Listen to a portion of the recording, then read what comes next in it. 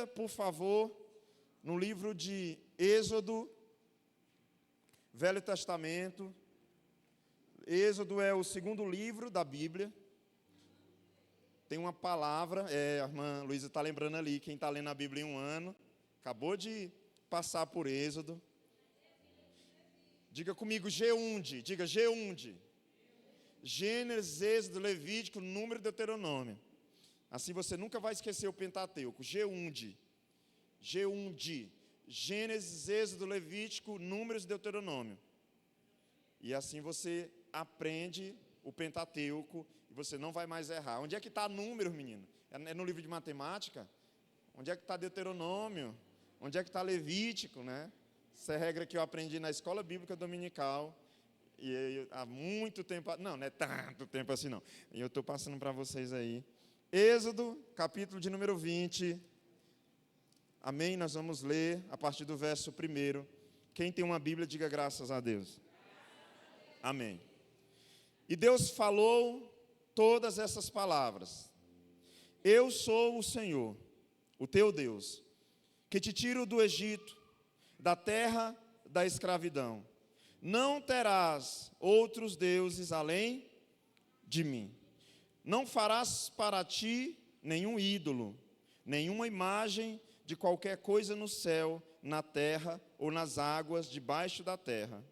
Não te prostrarás diante deles, nem lhes prestará culto, porque eu, o Senhor, o teu Deus, sou Deus zeloso, que castiga os filhos pelos pecados de seus pais, até a 3ª e 4ª geração daqueles que me desprezam, mas trato com bondade até 1000 gerações aos que me amam e obedecem aos meus mandamentos. Feche os seus olhos, curva a sua cabeça.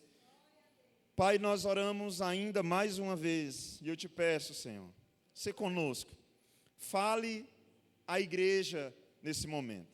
Aqueles que possam estar pela internet, aqueles que estão aqui, ou que ainda ouvirão essa mensagem ou assistirão através da internet. Eu oro para que o Senhor, no nome de Jesus, alcance essas pessoas. Eu oro pela cidade Imperatriz, eu oro por paz nessa cidade. Visita hospitais, presídios, viaturas que estão nas ruas, de polícia, de ambulâncias, hospitais públicos, privados, UPAs. Visita, Senhor, em nome de Jesus, casa de recuperação. Visita, Senhor, em nome de Jesus Cristo, a casa de menores, de idosos. Visita as ruas dessa cidade. Visita, meu Deus, as casas, as famílias. Tem misericórdia de Imperatriz. Senhor, e se tem um lugar para o Senhor falar essa noite, fala, Senhor, aqui na Igreja Adonai, fala conosco. Tem misericórdia de nós, a começar de mim, e entrega uma mensagem, me dê a alegria de ser mensageiro ou porta-voz do Senhor neste culto, pois com temor e tremor, meu Deus, eu subo neste altar, com o entendimento de que Tu és o Deus que nos tirou do Egito, Tu és o Senhor, o nosso Deus. A Ti toda a honra, toda a alegria, todo o louvor, para a glória do Seu nome. E a igreja do Senhor diz... Você pode aplaudir Jesus mais uma vez?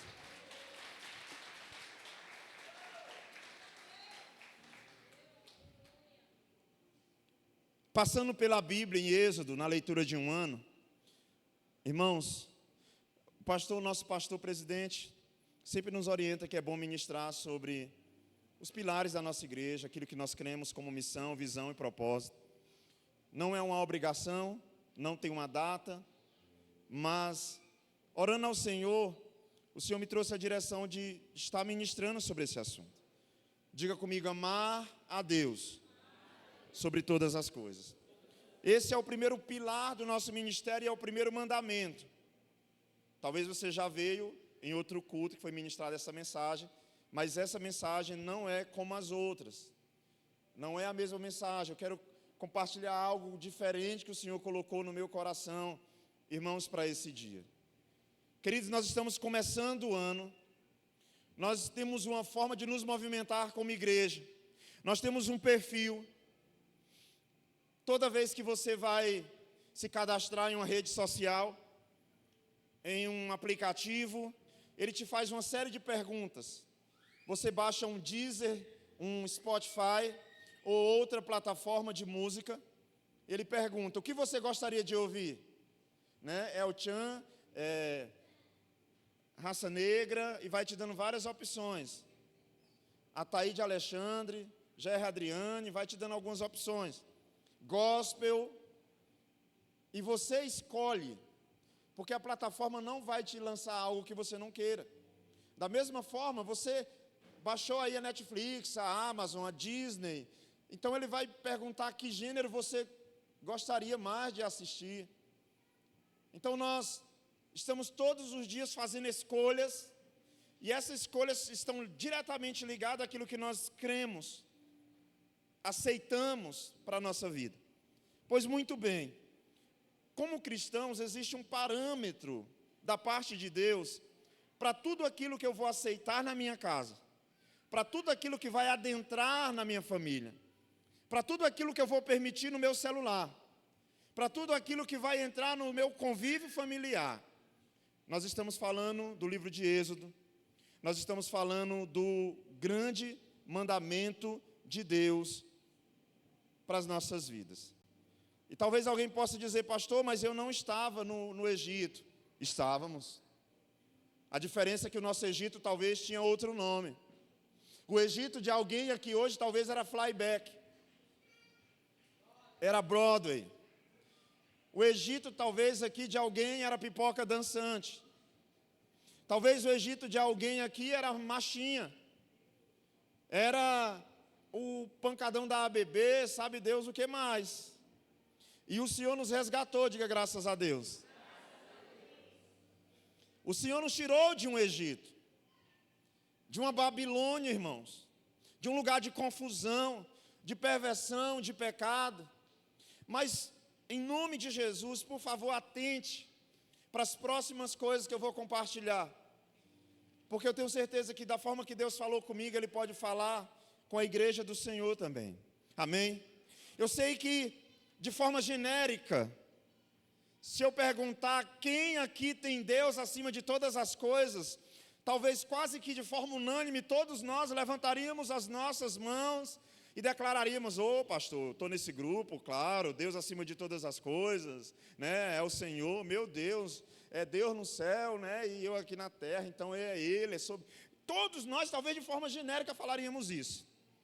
Só que, irmãos, nós não respondemos com palavras. Deus não faz esse filtro através das nossas palavras, mas através da nossa vivência. Pois o que nós mais fazemos, cultuamos, replicamos, constrói o lugar de Deus nas nossas vidas. Então, se Deus é primeiro, é importante que nós tenhamos um perfil de vida, um padrão de vida. Ao lermos Êxodo, capítulo de número 20, ele vai se apresentar, não sei qual é a Bíblia que você está, eu estou com duas hoje aqui, a NVI e a King James 1611. Essa aqui é a versão do pregador. Não é nada de pregador a Bíblia, é porque é fininha, é maneira para a gente levar para pregar num lugar. E essa aqui é a versão para estudar em casa, porque essa aqui entorta a coluna. Mas é porque você não viu a versão ainda por exemplo, da irmã Silvana. Ela estava no culto pela manhã. Quem mais aí tem uma Bíblia estratosférica assim também, grandona, gigantesca? Tem mais alguém? Olha lá, olha lá, irmã. Mas igual a da irmã Silvana aqui pela manhã, eu acho que não tinha ninguém. Irmãos, eu quero te mostrar que existe uma diferença nas versões da Bíblia. Eu quero te mostrar que a gente pode ter perdido algo precioso. Não é pecado a sua Bíblia NVI fininha, não é pecado a sua Almeida nova, corrigida, atualizada. Porém, o alimento, pensa comigo, o bebê quando recebe a papinha, ele não sabe às vezes o que virou aquela papa. Porque você pegou o abacate, bateu ele, você pegou a batata, amassou ela, você pegou a banana, amassou, então você entrega em formato de papa para o bebê. Só que a gente vai crescendo e com isso vem os dentes. Já tem, Alice? Aí ou ainda não? Ainda não, né? Já morde. Irmãos, é tão gostoso, né? Quando começa a sair os dentinhos. Só no começo, que depois se deixar o dedo, tora. Mas aí vem os dentinhos e você entrega então, ao invés de um abacate, você entrega uma goiaba. E a criança dá então aquela bocada, uma maçã, né? E é bom ver o seu filho dando aquela bocada e arrancando-lhe um pedaço enorme. Porque é o alimento sólido. Agora essa criança já tem força para extrair com as suas próprias mãos o seu alimento. Como estão me entendendo? Digam amém. Pois bem, na versão NVI, a Bíblia diz assim: eu sou o Senhor, o teu Deus, que tiro do Egito, da terra da escravidão. Verso 3, não terá outro Deus, diga comigo, além de mim.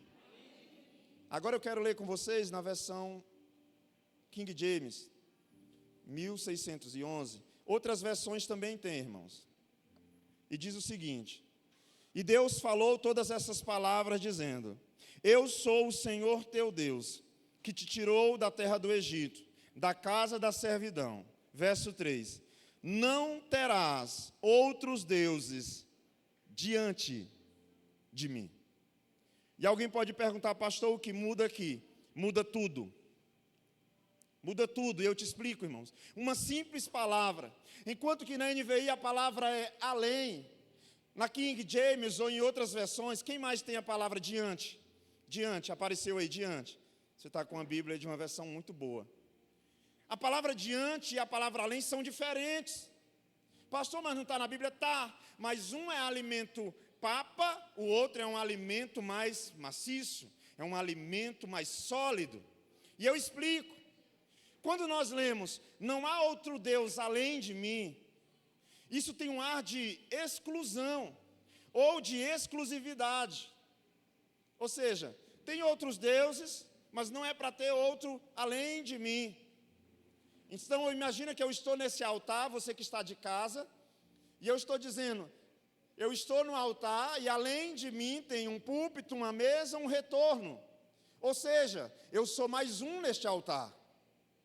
Agora, irmãos, quando nós vamos para o texto mais perto do original, a palavra correta é diante. Diante de mim. Enquanto que além dá um ar de exclusão ou exclusividade, diante representa um grau de hierarquia. Deus não está dizendo, não terás outros deuses ao meu lado ou além de mim. Sabe o que ele está dizendo? Não terás outros deuses acima. Eu sou sobre todas as coisas, porque tudo que está diante de mim, irmãos, eu posso ver, controlar, dominar, mudar de lugar. Agora aquilo que está além de mim, eu posso estar colocando no mesmo nível ou patamar que eu estou. Então talvez nesse simples detalhe a gente perdeu um pouco de temor. Quando o Senhor diz no verso 2, eu sou o Senhor, o teu Deus, nós temos o artigo definido aqui. Eu sou o Senhor, teu Deus, que te tirei da terra do Egito, da casa da servidão. Você quer ver uma coisa? Esse mesmo texto, no hebraico, não precisa desse artigo definido. Ficaria mais ou menos assim, em hebraico. Anoki Adonai Eloshha. Sabe o que quer dizer? Eu sou Yahvé. Não precisa de artigo definido, porque no hebraico Deus é a própria definição de todas as coisas. Ele não precisa que nada o defina, não tem um artigo masculino, singular, não tem. Ele é. Eu sou Yahvé, é assim que é no hebraico original. Eu sou Yahvé, teu Deus. Ou seja, não existe artigo definido para definir aquele que já definiu todas as coisas, irmãos. Você consegue compreender? É como se em vez de dizer eu sou o pastor, eu dissesse eu sou pastor. Claro que eu não vou falar isso. Misericórdia. Então Deus está dizendo, eu sou o Senhor, soberano sobre todas as coisas. Amém? Então, além não é mas é diante. A palavra que melhor descreve a posição de Deus. Então nós não estamos colocando Deus, eu amo Central, eu amo a igreja, além disso eu amo a Deus. Não, diante de Deus, eu acho maravilhoso congregar. Diante de Deus, nós estamos diante dele, irmãos. E só quem é diante, nós vamos para o Salmos 91. Aquele que habita a sombra do Onipotente. Só faz sombra aquilo que é grande, aquilo que está sobre, aquilo que é maior, igreja. Então, partindo desse pressuposto, irmãos, nós precisamos entender que nós perdemos muita coisa, porque a mesma terminologia que eu uso para eu amo a Deus, eu digo para a Central de ar. Eu amo a Deus e eu também amo a Central de ar. Eu amo a Deus e eu amo meu cachorro, um husky siberiano. Então nós precisamos entender que não é possível usar a mesma aplicação para Deus e uma central, para Deus e um cachorro. Ele é Yahvé. Ele é o Senhor. E isso para nós, na língua portuguesa, na nossa gramática, que precisamos do artigo definido. Mas o próprio Deus não precisa que nada o defina, porque Ele já é definido na sua essência, na sua origem. Ele é completo, igreja. Amém? Então o primeiro mandamento não é apenas o primeiro da lista. Ele é um fundamento para todos os demais. Alguém pode dizer, pastor, mas a Bíblia também diz para não matar. Irmãos, alguém que entende que ele está diante de Deus, ele não vai matar. A Bíblia também diz, não adulterarás. Um homem que viver na terra com o pensamento que Deus está sempre ali, e Ele está sempre sobre ele vai ter temor, e ele não vai cobiçar, e ele não vai buscar praticar esses pecados. Então o que nós precisamos para esse tempo, irmãos, não é de um novo método para a igreja, de uma nova fórmula. Nós só precisamos descobrir novamente o que os apóstolos, o que os profetas, os reis da Bíblia tinham, que era um temor ao Senhor acima de todas as coisas. Deus não está apenas ao meu lado. Ele não está apenas dentro de mim hoje. Ele é soberano sobre todas as coisas. Aleluia? Então, se eu amo a Deus acima de tudo, eu não preciso ser convencido a não matar. Eu não preciso ser convencido a não roubar. O problema do pecado não começa no comportamento, começa no nosso coração desalinhado. Se nós estivéssemos o tempo todo alinhado com o Senhor, o pecado não seria uma opção. Ele seria, com certeza, algo que só aconteceria na mínima das possibilidades, caso tudo desse errado. Mas parece que alguns de nós já acordam assim, hoje eu estou pronto para a guerra.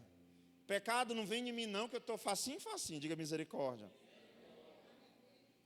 E nós temos uma lei bíblica, que é aquilo que está no Velho, precisaria ser evidenciado no Novo Testamento, para que seja para os nossos dias. Aquilo que foi mencionado no Velho Testamento precisaria ser mencionado no Novo Testamento para que tivesse vigência nos nossos dias. Abra sua Bíblia em Mateus, capítulo de número 22 e verso 37. Mateus 22, 37.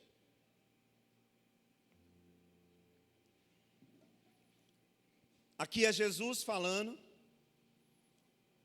E Jesus então respondeu. Eles perguntaram, então, mestre, qual é o mandamento correto? Qual é o maior mandamento? Amarás o Senhor teu Deus de todo o teu coração, de toda a tua alma e de todo o teu entendimento. Esse é o grande e primeiro mandamento. Aleluia. Jesus está no Novo Testamento dizendo que nós precisamos viver isso, igreja.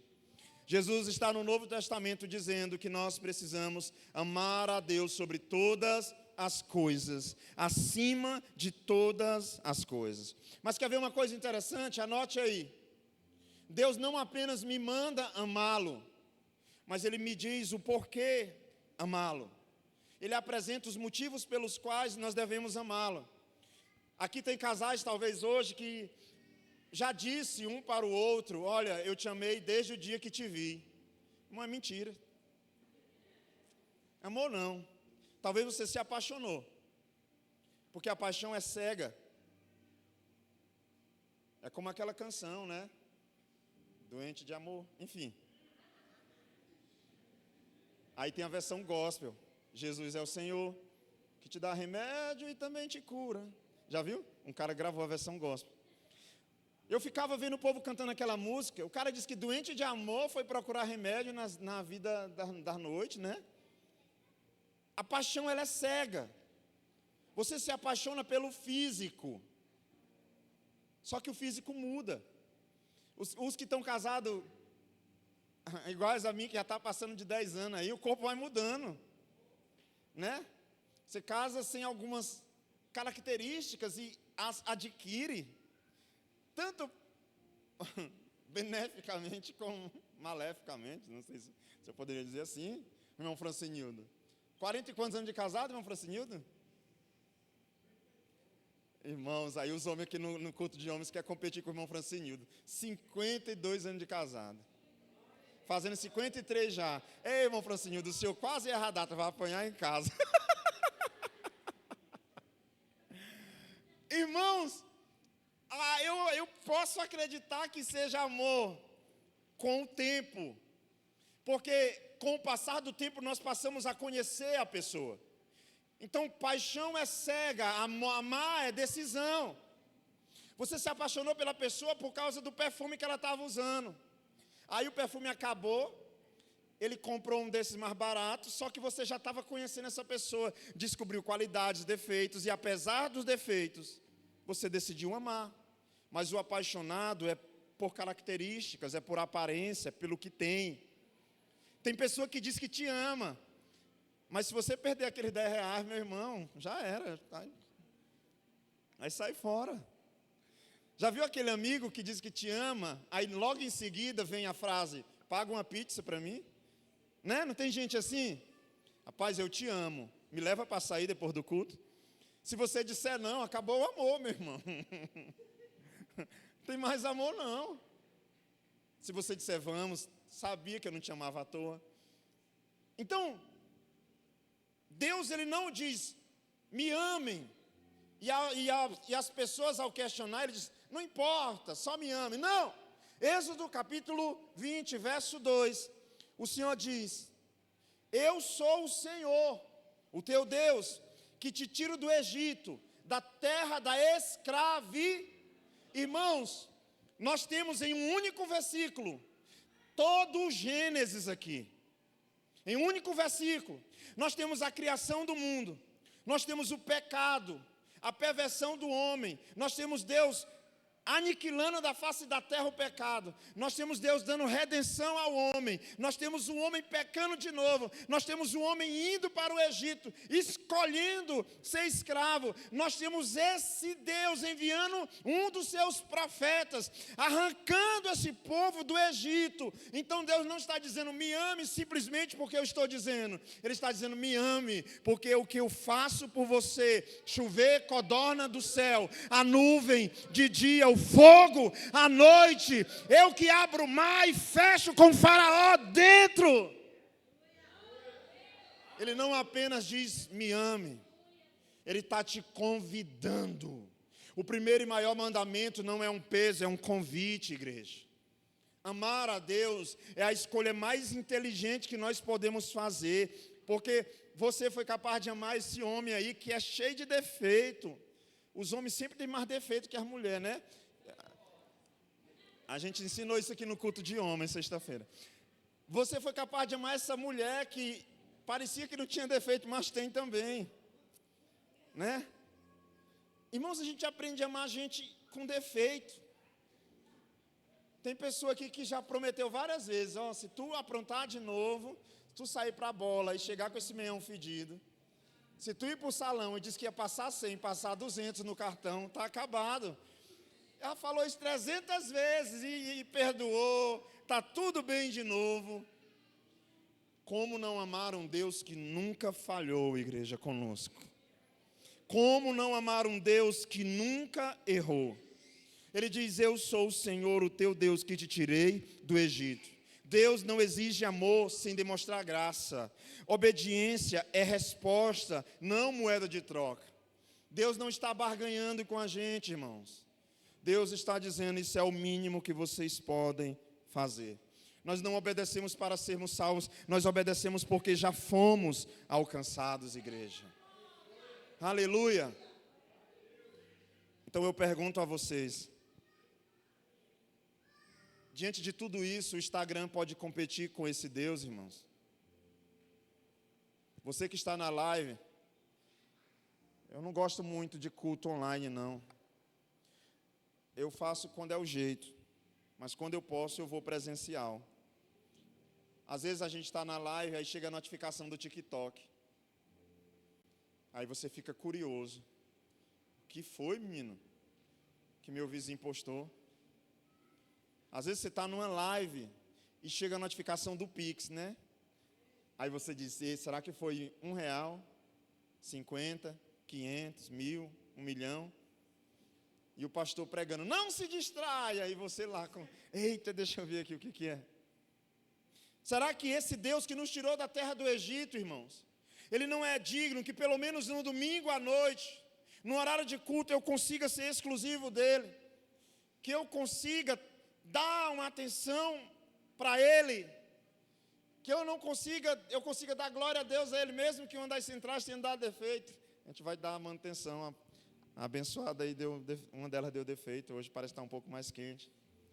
Mas parece, o murmurador, ele olha para a adversidade e não olha para Deus. O murmurador, ele observa o problema e não observa Deus. Ele enxerga a luta e não enxerga Deus.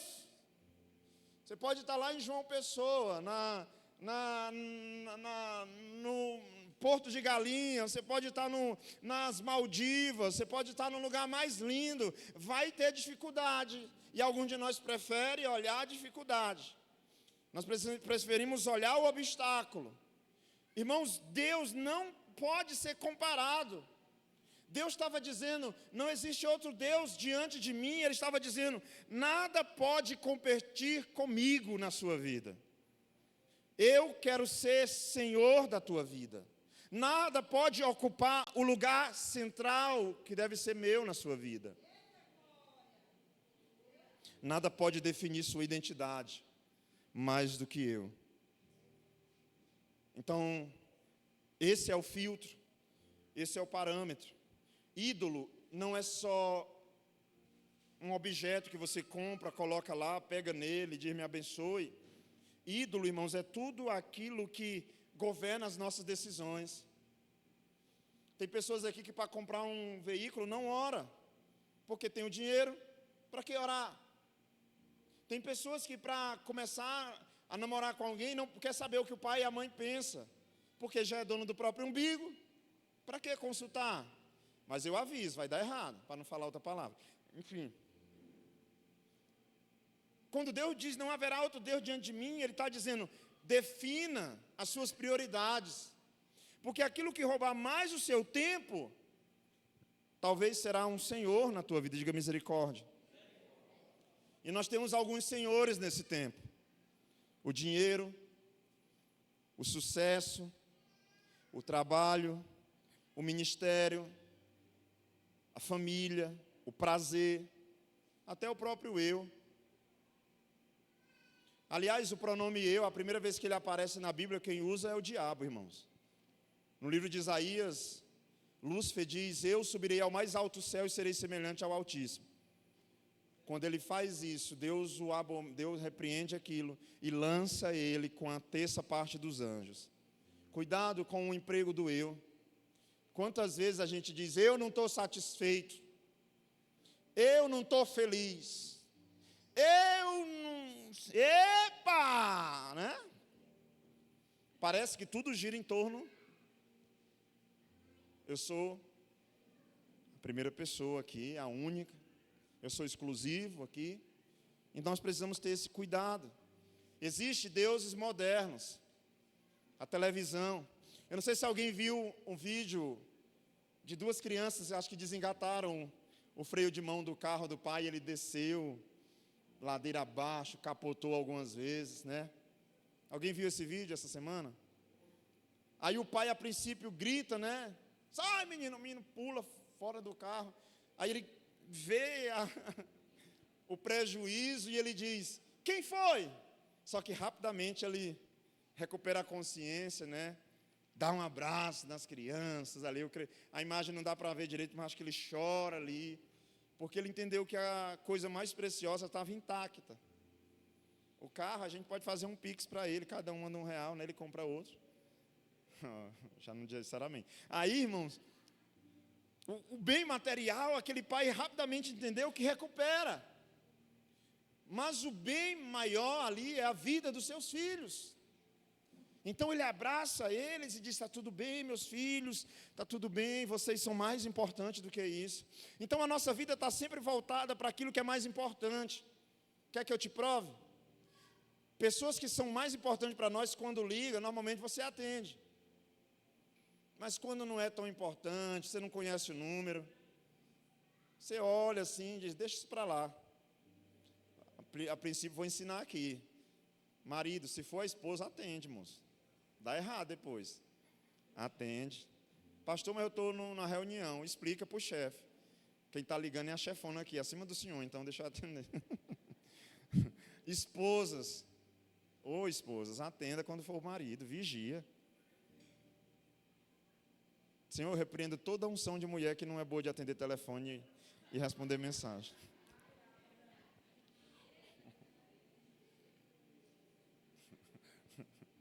A gente se identificando aí, né? Enfim, vamos lá. Mas você já percebeu? Quando você liga a TV, tem coisa que você vê que você só vai passando. Quando você vai sair para comer, você não para em qualquer lugar. Nós somos muito seletivos. Irmãos, por que nós achamos que Deus não é assim? Que o Senhor não exige que nós tenhamos dele a nossa primazia? Você sabia que é isso que a Bíblia fala sobre galardão? Algumas pessoas vão para o céu, vão ser salvas. Outras pessoas desfrutarão de privilégios inimagináveis na eternidade. Porque aquele que simplesmente no último minuto da sua vida disse, eu quero Deus, ele será salvo. Mas aqueles que tiveram uma vida voltada para o Senhor, terão lugares, terão privilégios e terão oportunidades, irmãos, diferentes. Isso é galardão. Galardão é por aquilo que eu vivi nessa terra em nome do Senhor. É pelas coisas que eu fiz em nome do Senhor. Imagina, Billy Graham ganhou quase 3 milhões de almas para Jesus. Não pegar elevador com outra mulher. Se ele estava no elevador, a mulher entrava, ele diz, diabo é que fica, e saía, né? Depois ler a biografia dele.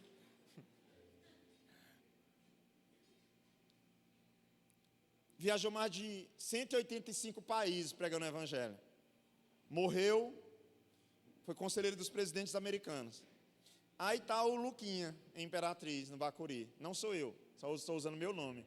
Às vezes a gente usa outro nome e a pessoa pensa, sai daqui zangada com o pastor, né?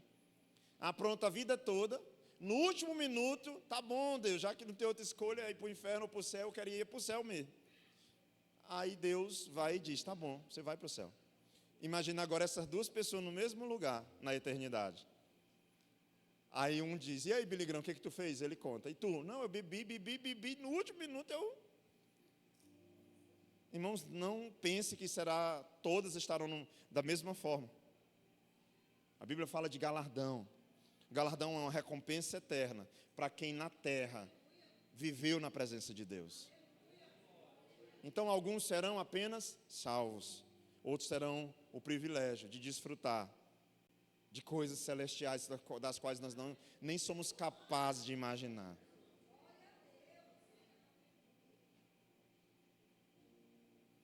Quem é o Senhor das nossas vidas? perguntas que podem te ajudar a entender isso. Anote aí. Onde está o meu tempo? Onde está o meu tempo?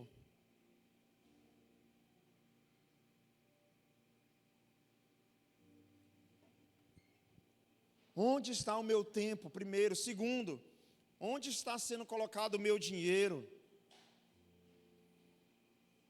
Terceira pergunta, o que mais ocupa meus pensamentos? Quarto, o que eu temo perder? Quinto, perdão, vamos lá. Onde está o meu tempo? Primeiro. Gente, anota aí que... Onde está o meu tempo? Segundo, para onde está indo o meu dinheiro? Terceiro, o que mais ocupa os meus pensamentos? Quarto, o que eu temo perder? Eu vou repetir, gente, se preocupa não. Onde está o meu tempo? Primeiro. Segundo, onde está o meu dinheiro? Terceiro, o que mais ocupa meus pensamentos? Quarto, o que eu temo perder?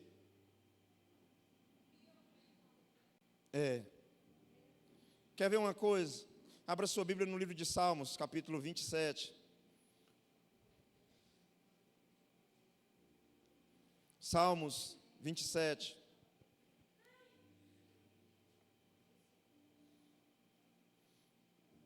É um salmo davídico. A gente não sabe aonde Davi estava aqui. A gente não sabe, a Bíblia não define o que estava oprimindo Davi de verdade, mas a fala dele no Salmos 27 revela algumas coisas para nós. Salmos 27, 4. Aliás, vamos ler do 1 para entender. Salmos, os livros dos Salmos, porque Salmo não é um livro, Salmo é uma enciclopédia de livros, é um conjunto de livros. Salmos não é um livro, são os livros dos Salmos. Salmos 27 diz: o Senhor é a minha luz, é a minha salvação, de quem terei temor? Irmãos, eu não sei se você sabe, aqui é a primeira vez que Deus é chamado de minha luz, no Salmos 27. É a primeira vez que essa terminologia é usada para Deus. Sabe que hora isso aqui aparece? Quando Davi está com medo. Ele provavelmente estava em um lugar escuro. Pastor, como é que o senhor sabe? O Senhor é a minha luz e a minha salvação. De quem terei temor? Olha o verso 2, continuação. O Senhor é o meu forte refúgio. De quem terei medo? Irmãos, medo fala de escuridão, fala de estar cercado. Verso 2, quando homens maus avançarem contra mim para destruir-me, eles, os meus inimigos e meus adversários, é que tropeçarão e cairão. Olha o verso 3, ainda que um exército acampe contra mim, meu coração não temerá. Ainda que se declare guerra contra mim, mesmo assim estarei confiante. É por isso que Davi é o homem segundo o coração de Deus. Porque no momento de maior escuridão da vida dele, ele pela primeira vez no Velho Testamento menciona: o Senhor é a minha luz.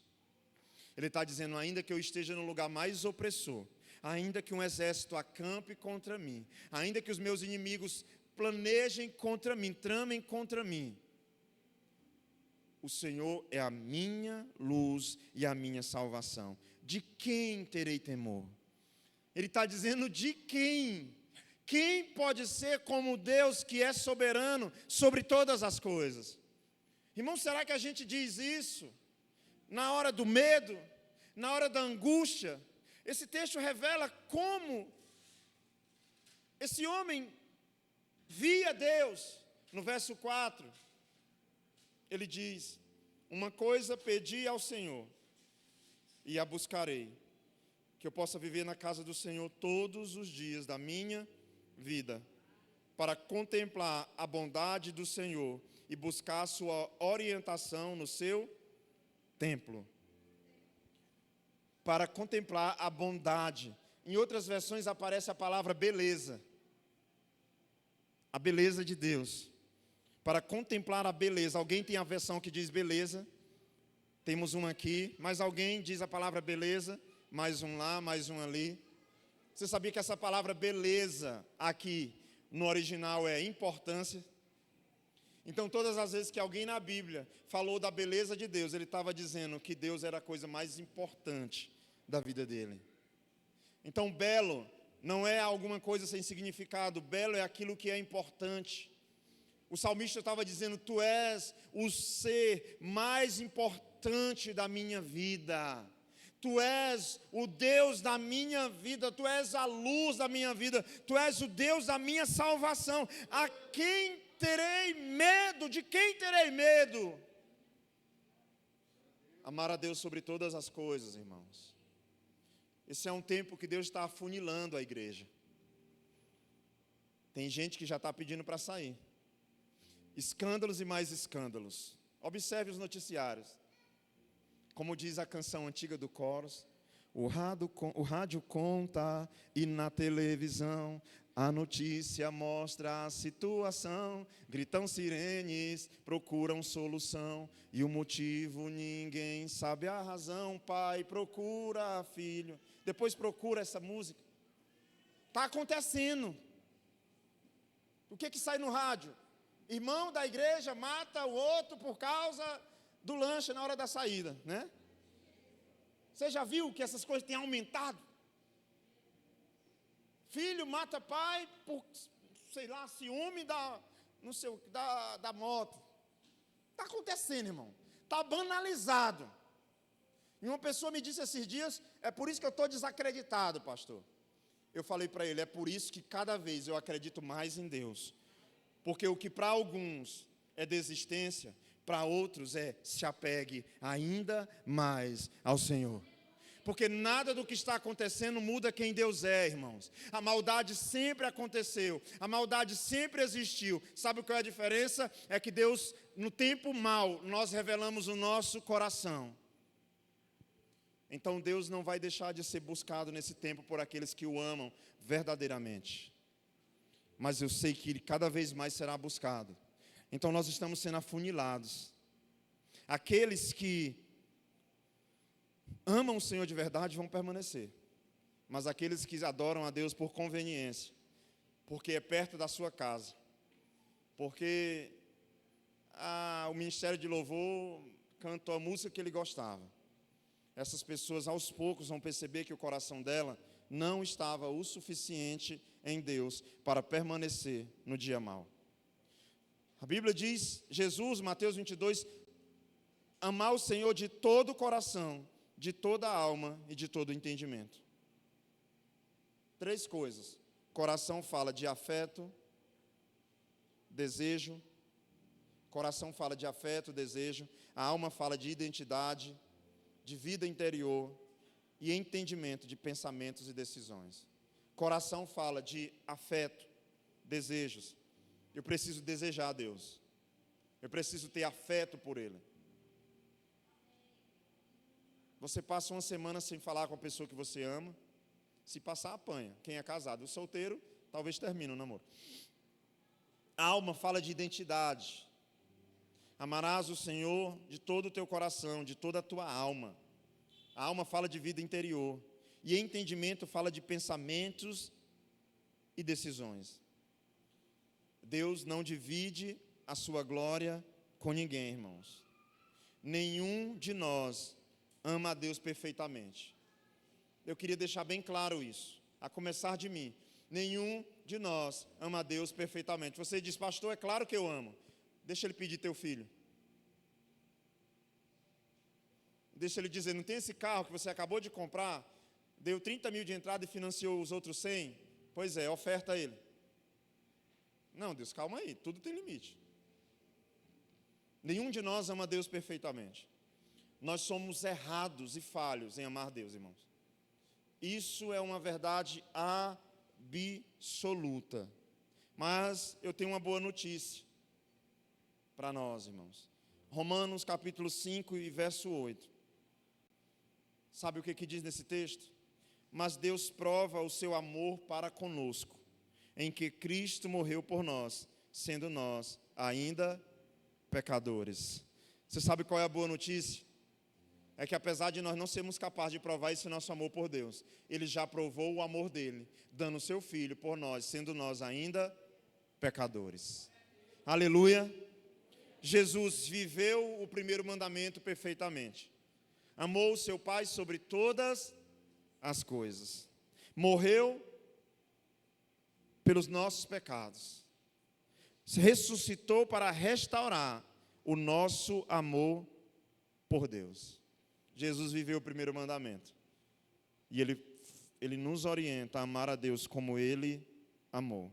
Afinal de contas, a exortação de Deus para a igreja, em Apocalipse capítulo 2, verso 4, é que ela tinha abandonado, tenho porém contra ti, que abandonaste o teu primeiro amor. Para a gente terminar, queria convidar o Ministério de Louvor, para a gente terminar este culto. Amar a Deus sobre todas as coisas não deve ser um peso, deve ser um convite. Amá-lo mais do que todas as coisas. Apocalipse 2, 4.